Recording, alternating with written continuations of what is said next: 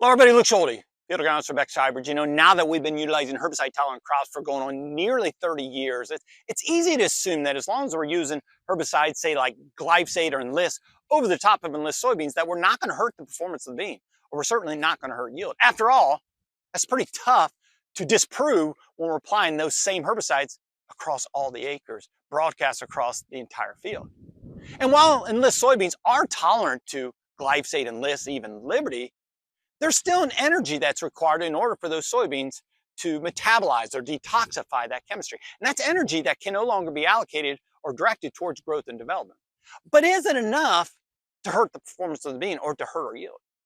Well, in 2024, our PFR team in Atlanta chose to test one of these emerging sprayer technologies, John Deere's See & Spray.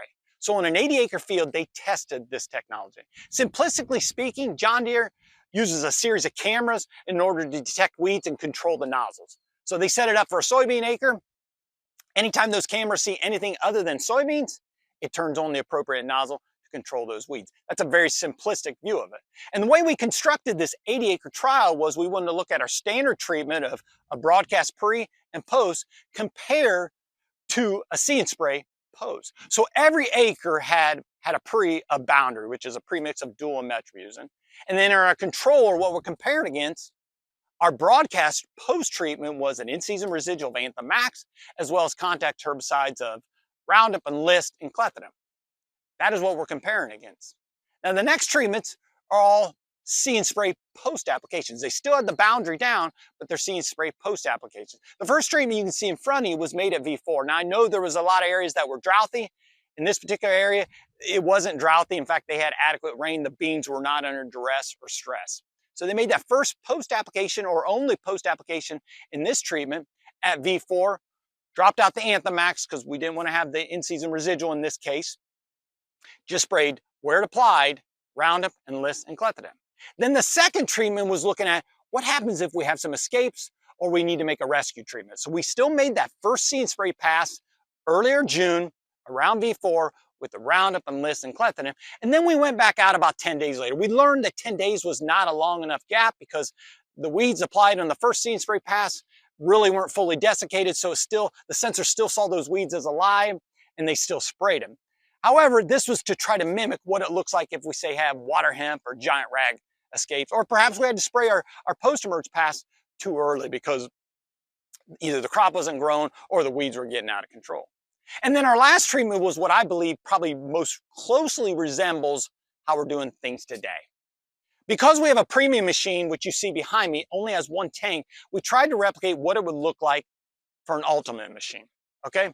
So in the last treatment, we actually made two passes back to back to replicate having a dual tank machine. First pass had the Anthem Max, a broadcast, not weed specific, but a broadcast treatment of Anthem Max on every acre. And then we turn right back around and utilize See & Spray to apply the Roundup, the Enlist, and the Clethodim.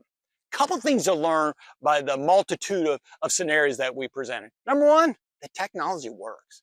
For us on a field with moderate weed pressure on this 80 acres, we had good post-emergence weed control. Secondly, you'll notice the See & Spray savings. And the way that calculation is configured is it's not only what we saved in overall herbicide costs, but it's also assessing we pay $5 an acre on every acre that we don't apply. That's how John Deere charges for this.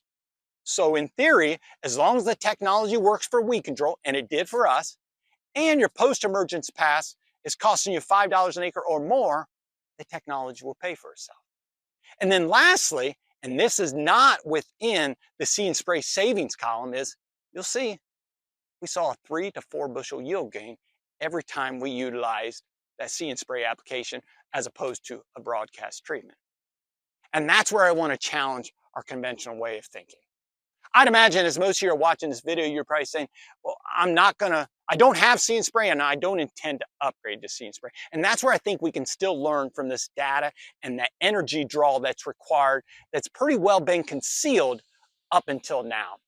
These soybeans are under at least temporary stress, even when we're applying herbicides that they're tolerant to. That's where I think the stress mitigation study and that learning can come into play. As you can see in front of you, Over the years, we've tested a number of different stress mitigation products applied with our post-emergence herbicide. Now, we utilize Flexar, and Flexar is going to cause more, at least, visual burn. But these other herbicides may be causing more yield loss than we understand. It's just not as visual as either. So I challenge you, as you start to think about making your post-emergence pass, even though the soybeans are tolerant to it, we know there's an energy draw or an energy requirement to detoxify these chemistry, and that at minimum, at least is causing temporary stress.